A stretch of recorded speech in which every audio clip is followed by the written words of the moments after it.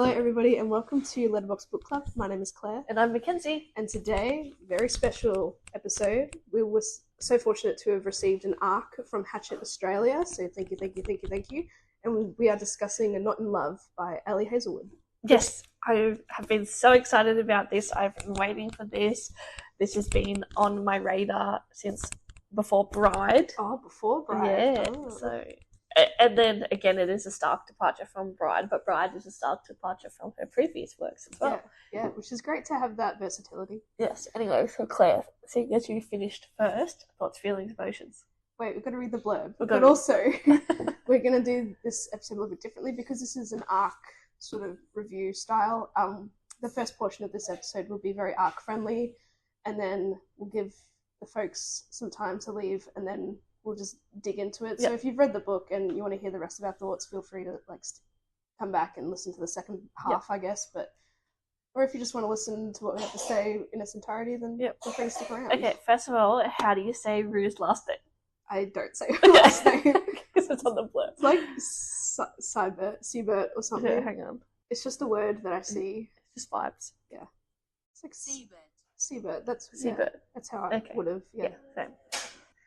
Rue Siebert may not have it all, but she has enough. A few friends she can always count on, the financial stability she yearned for as a kid, and a successful career as a biotech engineer at Kline, one of the most promising startups in the field of food science. Her world is stable, pleasant, and hard-fought, until a hostile takeover and its offensively attractive front man threatens to bring it all crumbling down. Eli Kilgore and his business partners want Kline, period. Eli has his own reasons for pushing this deal through, and he's a man who gets what he wants. With one burning exception. Rue. The woman he can't stop thinking about. The woman who's off limits to him. Torn between loyalty and an undeniable attraction, Rue and Eli throw caution out the lab and the boardroom windows. Their affair is secret, no strings attached, and has a built-in deadline. The day one of the companies will prevail. But the heart is risky business, one that plays for keeps. Thoughts, feelings, and emotions. All right, let's go. You want to dig into me first? I want you to go in first. Okay. Firstly, I just want to say, if you're like an avid Ali Hazelwood fan, like you're going to love this book regardless. Like nothing is going to sway you. Also, I think this book in general has just been reported to be like one of her most smuttiest yet that's been described. And like it's also described as like an erotica of sorts, which I kind of disagree with. But only by my definition of erotica, but we can... Claire's out here into some kinky shit. No. By my own like sort of like definitions, and I just didn't agree with that description. But I felt like it was on par, sorry to cut in, with like her other ones, but I think maybe the nature of the erotic content. Maybe, yeah. We can discuss that a little bit later. I think this office corporate business sort of takeover plot is just not for me, ultimately. Also very predictable sort of outcomes, which is fine, because I don't think you read Ali Hazelwood books to be bamboozled by a plot twist, which is fine. It's a very easy read in that sense, but I just couldn't get into it. It reminded me so much. I finished it, but it was a bit of a slog for me personally. It reminded me of The Hating Game a little bit too much, and we know how I feel about The Hating Game. Spoiler alert, I hated it. But I just didn't really believe the love of Eli, and Rue really, Kenzie disagrees. Yeah, I don't know, I felt a bit flat reading it. Maybe it could just be because I haven't read really a physical book since I bought my Kindle, and maybe it's just a lucky experience for me. Like, what is this? It feels so wrong in my head. Yeah, like... I was like, the pages were so loud to me when I was turning a page. I was like, it's so loud! The sensory overload pulls you out of it. But yeah, I don't know. Just, predictable, felt a bit flat. I don't know. Didn't believe that the characters, their romantic relationship, side characters felt like had no impact. Predictable sort of plot. But like with this sort of genre being in a STEM science environment, like there are only so many like plot pathways you can go in order to like impact someone's career or work and compromise that in a way. I did really enjoy that I kind of understood Rue's role in her science field as well. Like ultimately she makes preservatives for food, which is great. Yeah, I did also like enjoy the backstory of both Eli and Rue. Oh, also, this book... Oh, wait, there's a disclaimer as well that we forgot I'll talk about that. Oh, okay. Yeah. But yeah, I enjoyed the backstories as well, but ultimately probably not my vibe. I think Bride is my favourite Ali Hazelwood book, but that's just because it's the fantasy You're really supernatural. Yeah, that's it. Exposed. No, just the fantasy supernatural genre. Like that's become my like refined taste now. Yeah, So yeah. every contemporary romance is the same to me. It's just trope galore. Okay. Sorry, this has been very long-winded. I don't know. No, that's I'm okay. nervous. No, It's speak an your arc. truth, It's an babe. arc. I'm nervous. Sorry, Hatchet. It's okay. Are you? Are I'm you done. done? Okay, you're done. Okay, with this book, with this life, like. We'll never know. Flip a coin. Hey, I can make your voice Hey, now, so if you die. only one of us has anti-kill me pills. It's not, you know. You say it with your whole chest. Okay. Okay. First, I really enjoyed this book.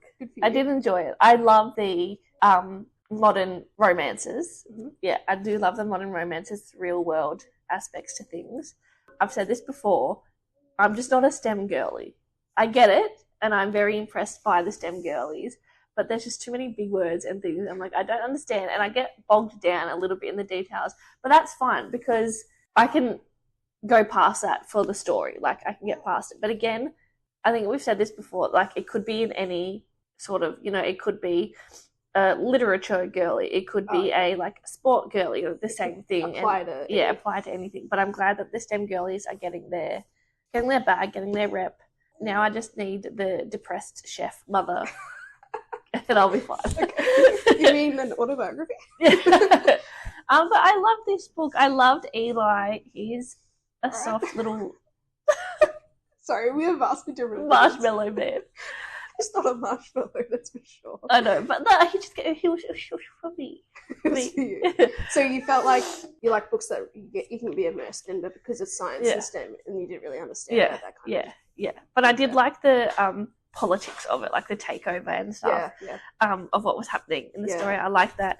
I have to be brutally honest because that's our quote unquote job. Very loose term. Of course, his big bad secret. Can I talk about that? Sure. Okay. We're going. Well, in the blurb it talks about, no strings attached. So, like, there's sex involved. Yeah. They have sex a few times. Yeah, they have sex a few times, of More course. than a few times. Yeah.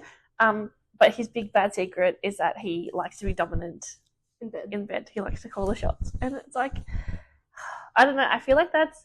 If you're going to explore the king space, go in. Yeah, like, exactly. And don't make people ashamed of it, because then I feel like that stems into real life where, like, people would be ashamed of that. Like, just be honest. And it's a conversation, and he is very open about it. So it can be a conversation. It doesn't have to be straight away. Like, we can communicate, we can talk about it, etc.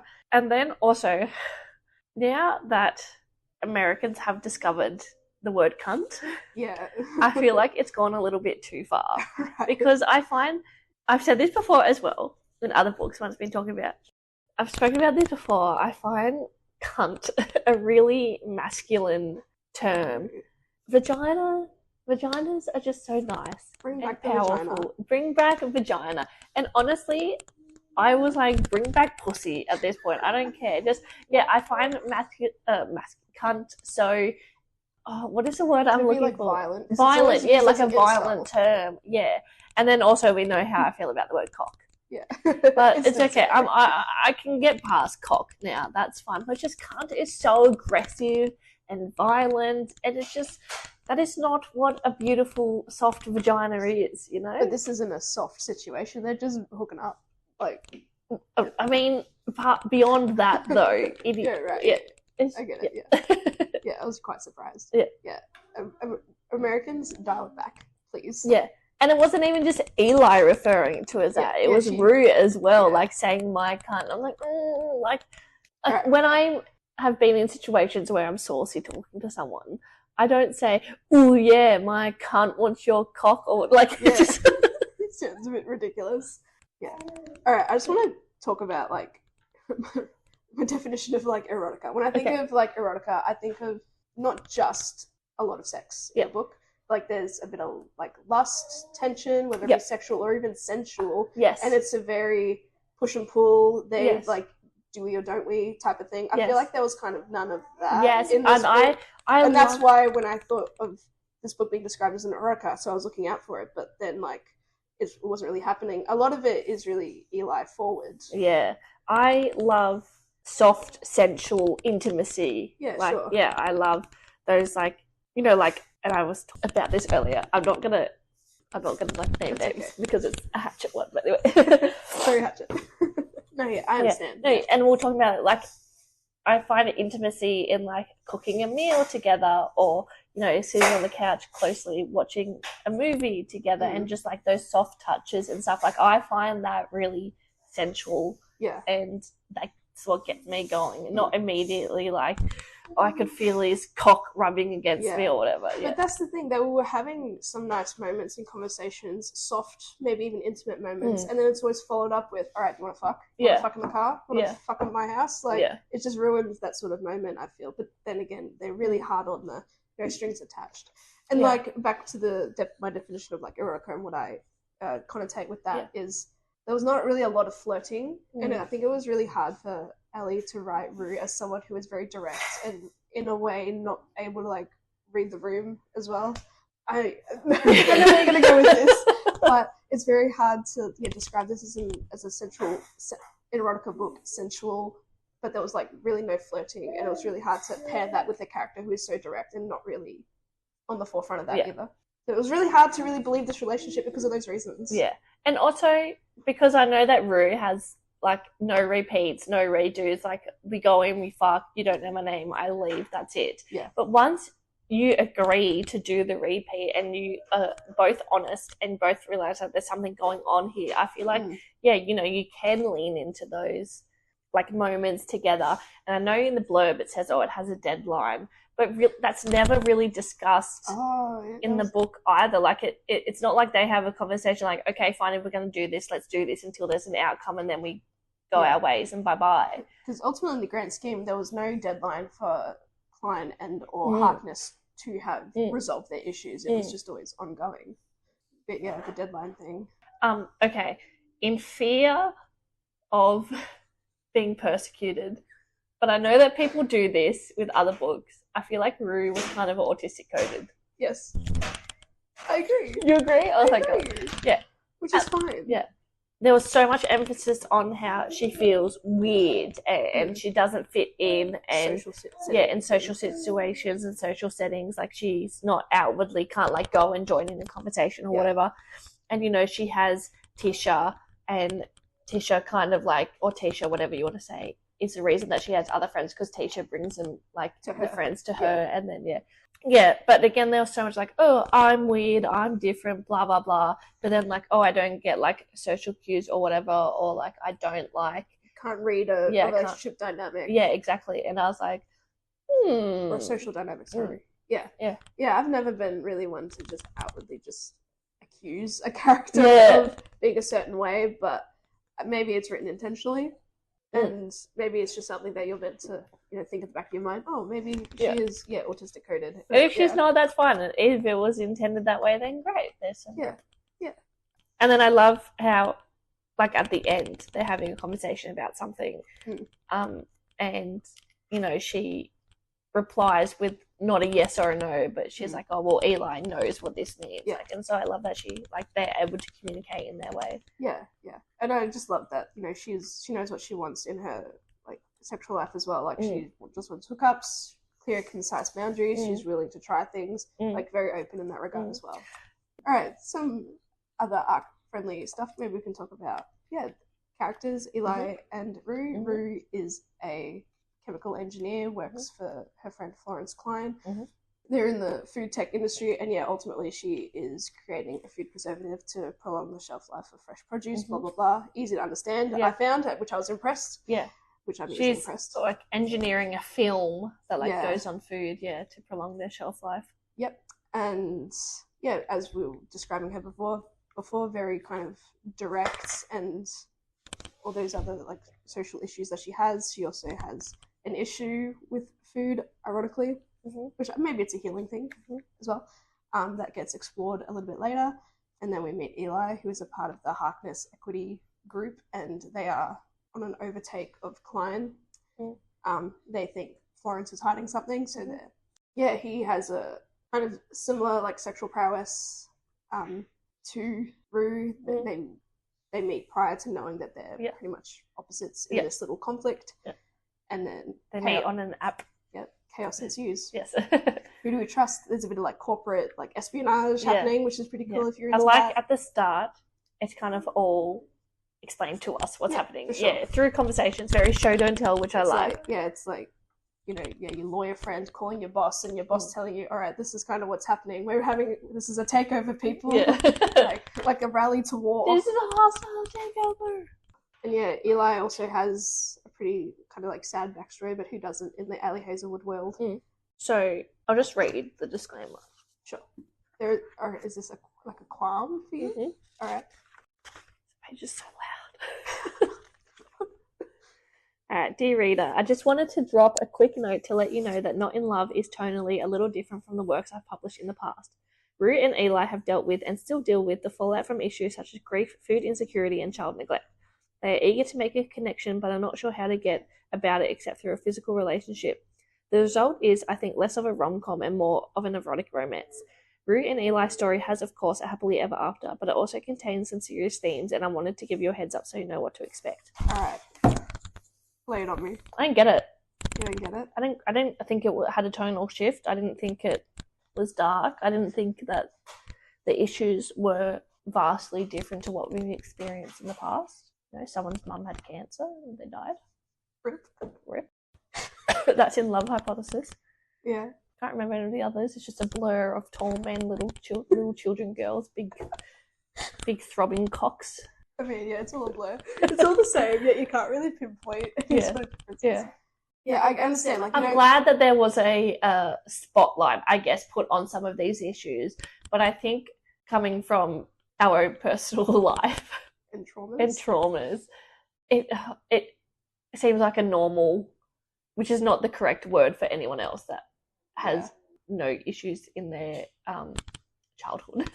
But it just seemed like a normal adversities for people to face in life. And it seems like they have sort of overcome this stuff in a way as well. Like, I mean, sure, I think speaking for Rue, she has some food insecurities because growing up she was kind of neglected as a child. But yeah, we don't really see her habits as an adult. It's always in the past. Yeah. She brings up and she says, just a minor spoiler, just that like she doesn't like to be rushed when she eats, and she doesn't like to eat standing up. Yeah. And that was another thing. What was it? Ultimately, she likes a sit-down meal, not to be rushed. Yeah. And there are reasons for that. Yeah. But we don't really see her eat or have that sort of anxiety examples in the book. It's all like, that's what I have, but we haven't really seen examples of it. Yep. Oh, I suppose Eli's pretty different. Is different. Yeah. Eli lost his mother, which is not really a spoiler. It's just part of his backstory, and he had to essentially kind of raise his little sister. And we kind of resented him because there was quite an age gap. Yeah, which is not his fault. Yeah. Yeah, but no, I understand what you mean. I thought there's going to be more deeper sort of interactions. Like maybe there's an issue. I thought there was going to be an ED. Yeah, or like they might be a bit upset or have a bit of, I don't want to say breakdown because breakdown's a bit dramatic, but you have those intense moments giving into. Yeah, and I thought because of the disclaimer and such, I thought that those issues were going to be the main forefront. Yeah, the forefront, but then also those issues were what's going to cause the third act breakup. Right, yeah. But no, it just happened to be there, and that's part of the backstory, and it's really. But then also, I like it because, like you're saying, it's just there. It's part of their story. It's part of them, that's just part of their DNA as a human. Yeah, so they're just carrying this around with them always. But it's hard when you're putting in a disclaimer like that, but then also just. It's only in their past, sort of. Yeah. Is Ali just being too safe and not wanting to piss anybody off by adding that disclaimer? I don't think too safe. I think it's in a world where we need to put in lots of things like that. But like authors should have the right. But then also we get, this is like I'd recommend this book to anyone. Whatever. Again, Ali Hazelwood fan, you're gonna love it regardless. Yeah, exactly. Who cares what we say? Yeah. We're nobodies. One day we'll be somebody's.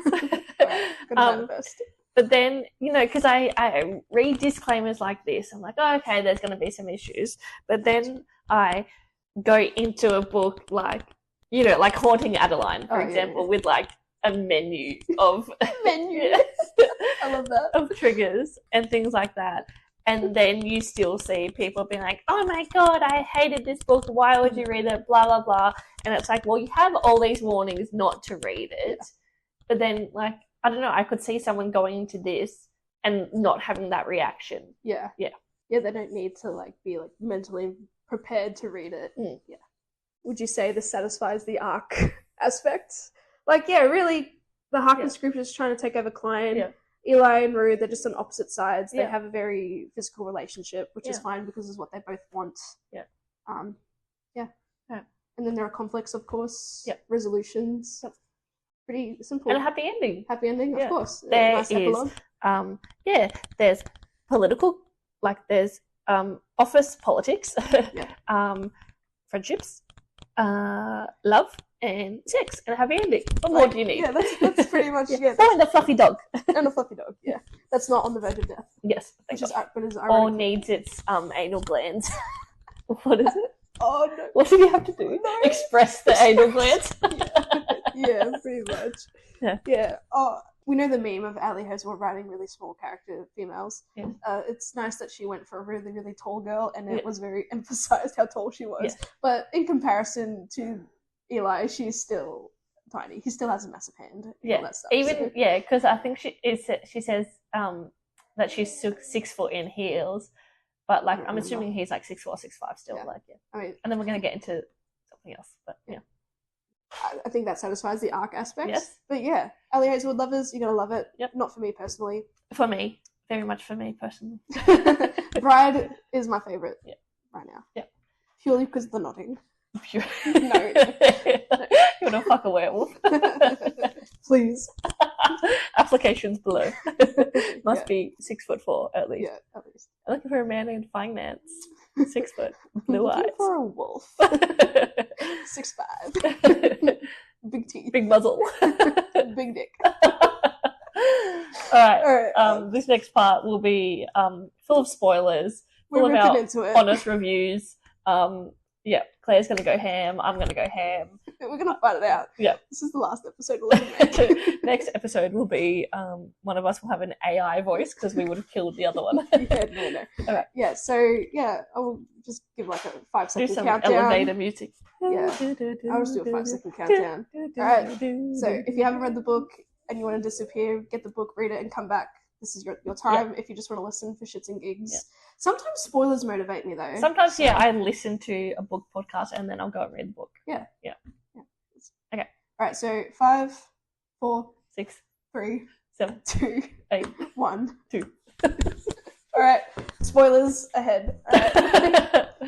Okay. First spoiler. Okay. Yes, she is a tall gal and she has an undercut, so she's edgy. Anyway, and he's a tall guy. Anyway, so she's a tall girl, but guess what? His cock is still so big that she's not sure how it's gonna fit.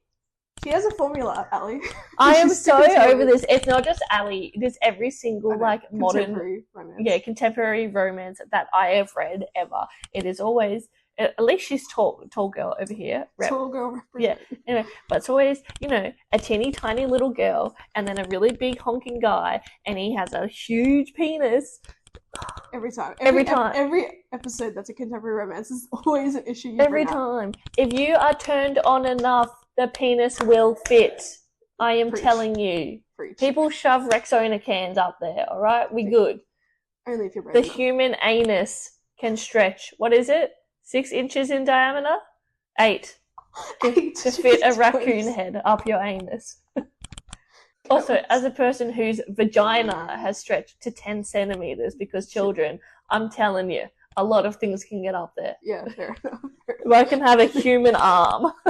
This is elbow deep.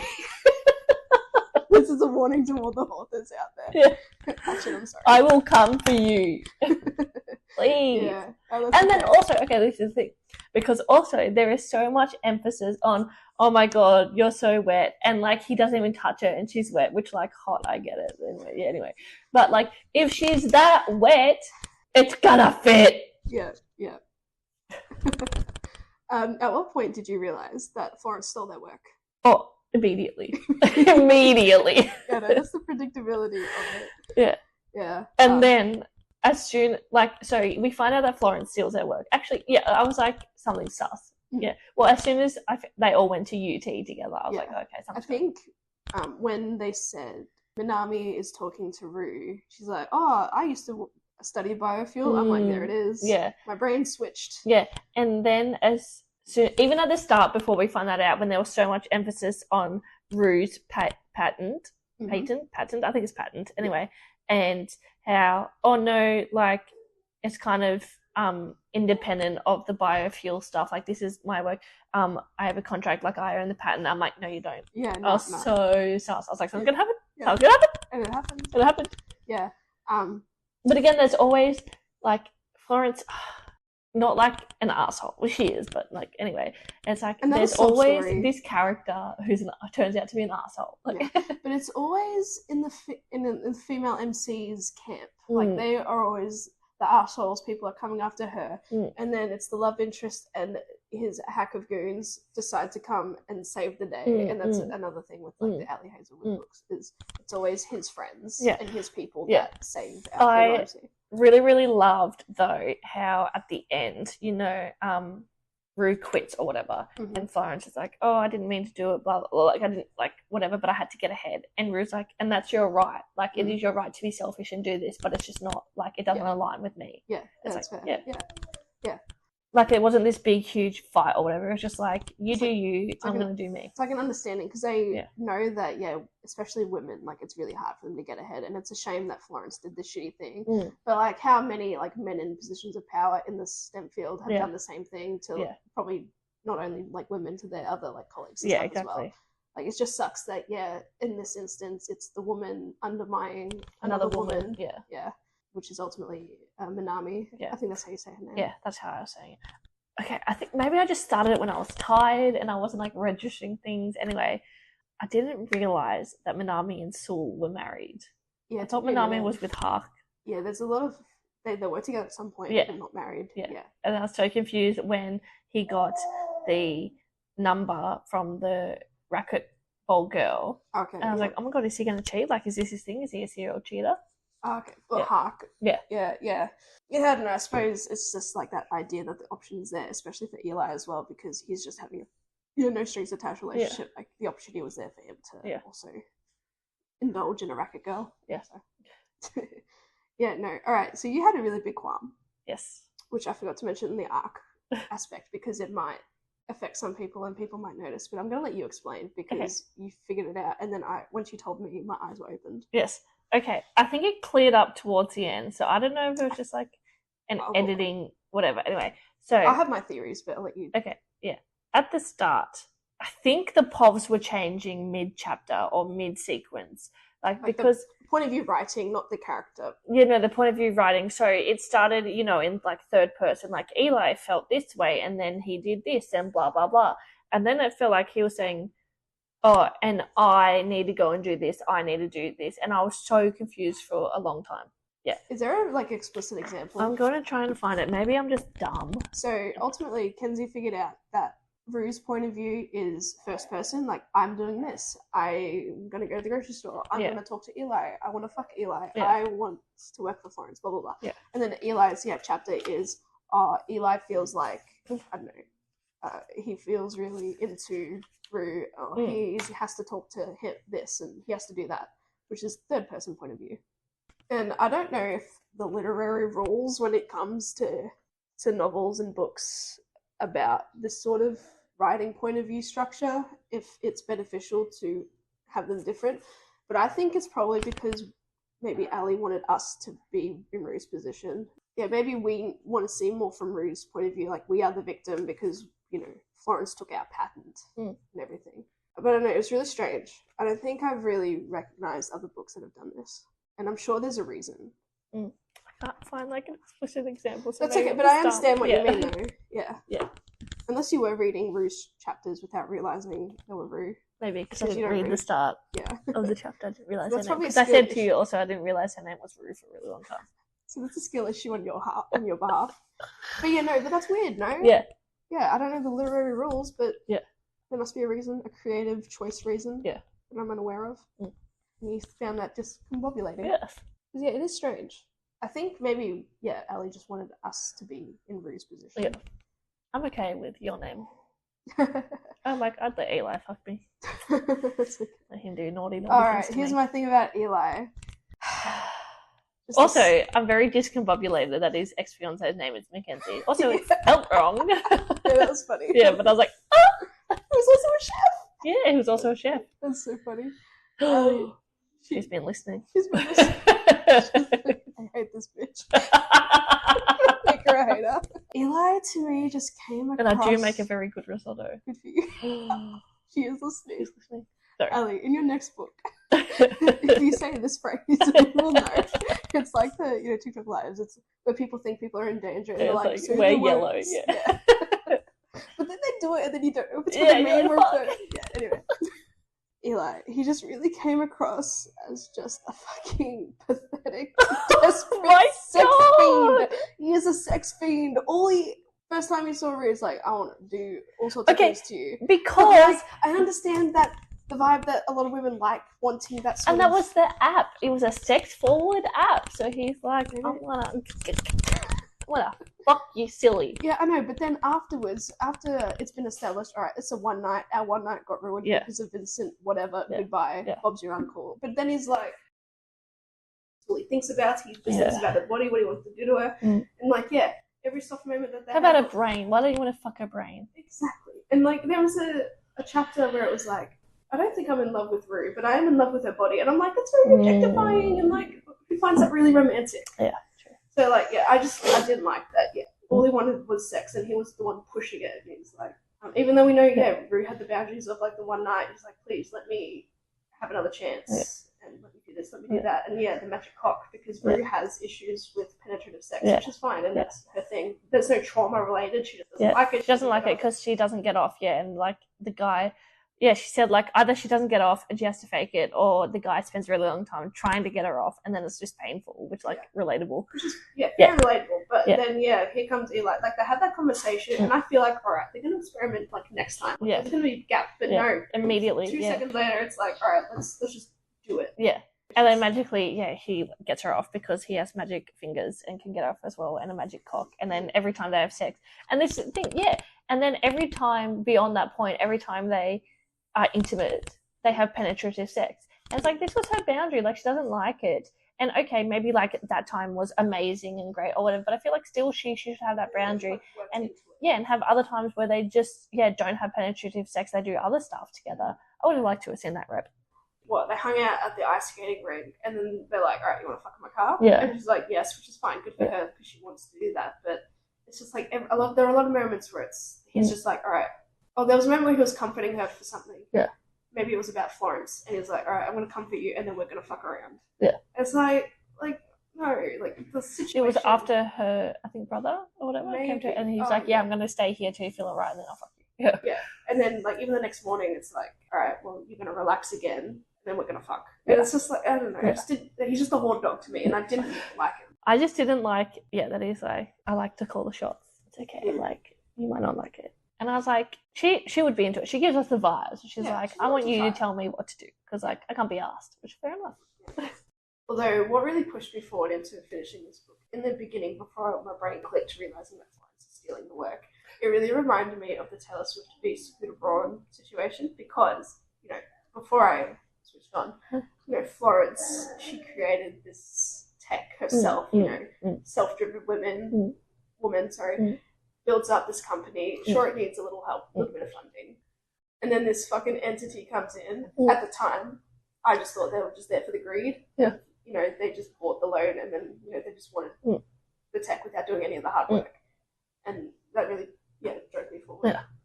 This book also reminded me of Icebreaker in the sense that Eli was an ex-hobby hockey player, probably could have gone pro. Yeah. And then Rue being a figure skater, but she was too tall. She's too tall. That impeded. And she also has a food issue, which reminds me so much of Icebreaker as well, that I don't know, I found it a little off-putting.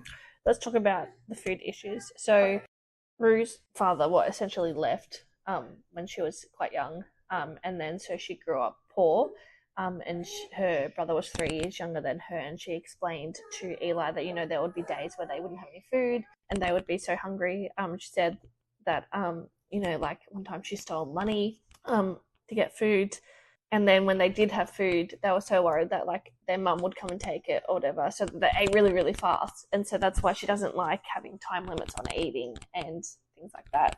And she doesn't like to, be rushed to eat. And as a person who grew up poor, I really related to this because I had a lot of food issues like as a teenager as well. Not like ED level, but like I would like hoard food and I would hide it. This is like so TMI, but anyway, and I would hide it because I didn't know why I was doing it, and like I wasn't hungry like when I moved into my new life.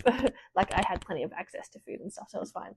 But yeah, so like I get it, and I did like that rep, but I would have liked to have seen it explored more in her like tendencies were shown. Yeah, exactly. And even like now, like I'm like beyond it, but there's still things that like I'm so grateful for like having food and stuff. I'm grateful that like I'm able to go to the supermarket and I don't have to add up at things as I'm going to like make sure that like I stay within my budget or whatever. Like I'm just able to get what I want, and like I can go to the supermarket when I'm hungry and like get a bunch of snacks and stuff. Yeah. So I would have liked to have seen something like that. Disclaimer said that it seems like these were things that they were still overcoming. And that's kind of what I mean, like we weren't showing any of the tendencies. Even if Rue cheekily stole something, like she still has that connection to that through the stealing as well. If it's something for them to still be overcoming, why haven't we been seeing tendencies or behaviours around that? But I just feel like it seemed quite like a tame issue to have been written about because there was no like ED situation, which was nice. Yeah. But and even Rue was describing like, they were hungry, but it was never to the point of complete starvation or malnourishment. But then she goes on to say like, there would be days where we wouldn't eat. And it's like, well, that is malnourishment. Yeah. And then she'll say, it would be worse over summer and stuff because she wouldn't get the school lunches. Yeah. And then when she was figure skating, I think her skating partner or coach. Other friends, coach, whatever, would give her food, but then she would prioritise Vincent over herself, make sure he was fed. She has a brother, and she has a very tumultuous, relationship with him. He's a very aggressive sort of person. Yeah. Their dad died and left a cabin in the woods. There's a fun legal dispute over that. I feel like kind of didn't really need to happen. Again, it's one of those things where Eli saves the day. Yeah. Eli gets Rue out of the situation with Vincent a couple of times now, and even at the end, Minami is like, our lawyers have just fixed this up for you. Yeah, and I feel like knowing it would have been just enough to have them, our lawyers have like written up this contract that you own the patent and like that's yours. We didn't need that other issue. The cabin, we just have really good real estate lawyers and like we can fix this for you. It's like it just felt like Rue never really did anything really for herself. She was either saved by Eli or saved by his Harkness Hoons. Eli's backstory: his mother died, and he has to raise his sister, and there was a tumultuous relationship there as well. But as Maya grew up, they became like best buds, despite, and like they kind of may still resent each other, but Eli was not ready to be a guardian. What are you looking for? Any other qualms? Like this is really out of whack now. Yes, I have another qualm. The side characters that added nothing to the story. Yep. Like that guy's retirement party at the country club. It's just a way for Eli and Rue to end up together again. Yeah, and they were in competition to like. Yeah, and then we didn't even need like the ice skating, like the rink stuff. Yeah, that could have. Yeah, you just needed to give them a hobby outside of work. Yeah, and then even Tisha didn't really add anything to it either. Yeah, like if you're going to write side characters, flesh them out a little bit. Have them be involved. Yeah, Florence was fleshed out and turned out to be an arsehole, which is fine because she's the antagonist, she's the villain. Yeah. And I don't know, I would have liked to have seen Eli, have more interactions with Rue's, I would say friends, but, she's... got, friend. Yeah. Well, because Rue had those interactions with Minami and stuff, and they had that dinner together. I would have liked to have seen the same for Tisha. But that's the thing with these types of contemporary romance books as well, is like, the lady is always drawn to the male love interest and his friends and what he's up to. Very much kind of like real life in a way, where a lot of women seem to be more amongst their boyfriend or partner, husband's identity as opposed to their own little thing. Yeah, I would have liked to have seen more interaction with Eli and Tisha, because Tisha was all like, he's the enemy, bro. But she wasn't this regarding the relationship, she's like, look, ultimately, do whatever you want, like, because it's not really going to matter. And I've realised that I think I would have liked Eli a bit better if he wasn't, like, a founding member of Harkness. Like, if he was also an underling, that way the power dynamic would be like, well, we are just on the side of our bosses because we believe their intent. But I think he needed that motivation that, like, this was stolen from him. And then, he had to make that choice. Like, do you want to choose your biofuel tech or do you want to choose Rue? Yeah. Yeah, but also I think even Rue was more like to Florence, well, this is Minami's thing. Yeah. Like, or if anything, like, he could have fought for Minami. Yeah. Like, this is my friend, we're going to get our shit back. Yeah. Just that sort of drama didn't really interest me. And again, predictable. But how else can you go in this sort of scientific characterization where it's your work is either going to get stolen, compromised, or people are just going to sabotage your career, or you accused of sleeping your way to the top. Exactly. Like, where else can you go? I think Ali needs to make maybe more practical science STEM girly books. Maybe like have an expedition. Like there was a partial expedition in that novella. Yeah. I forget what it's called. Like give me more. Loath to Love. Like, oh no. It was Love Theory. No. I forgot. Maybe it was Loath to Love You. It was all the stories, little stories. Yeah. Instead of Below Zero. Yeah. Instead of making our science girlies more of the background researchers, even though they're leading their projects, like have them be the astronaut, or have them be a marine, like a practical marine biologist that actually swims at the Great Barrier Reef or something. I would like to see that more. Okay, there are stars as well. I was worried there would be stars. A lot of them are arc really related, but I mean that's us. Oh yeah, and Rue kind of finds out about the deposition against Florence from Harkness when her and Eli fuck in the car and open up the glove box and everything falls out. Yeah. And that's when she kind of gets an idea of like, well, obviously Florence has been lying to her, she feels betrayed. And Eli is pretty like sympathetic because it's like it's your boss and your friend and she's been lying to you. It's like, and it's a very confronting sort of thing as well. Yeah. And it's a big accusation to have work stolen and everything. Oh yeah, this all came about because the Kline company is on a loan contract to Harkness, and so Florence needs trying to find other investors to buy out that loan so Harkness can fuck off. And at a stage, Florence was going to sell Rue's patents to her microbial coating because that contract that they have between each other turned out to be invalid, not legally binding, and it took Rue's friend, Naoto, like kind of too long to realise, and it's just and that's when you realise, well, now the same thing's going to happen to Rue, and like Florence is a terrible person, but it's because she was stressed out in life and needed money and needed to get ahead. Sure, you divorced your husband and you were trying for a baby, like woe is me. It's a very woe is me situation. But then the fact that she's turning on one of her best scientists, I guess, and it just goes to show no one's safe. What does Tisha even do? She's an engineer of some sort. I don't know.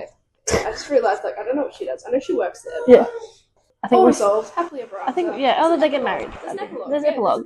They're fucking. They're at the cabin. Yeah, and he proposes. Yeah. The end.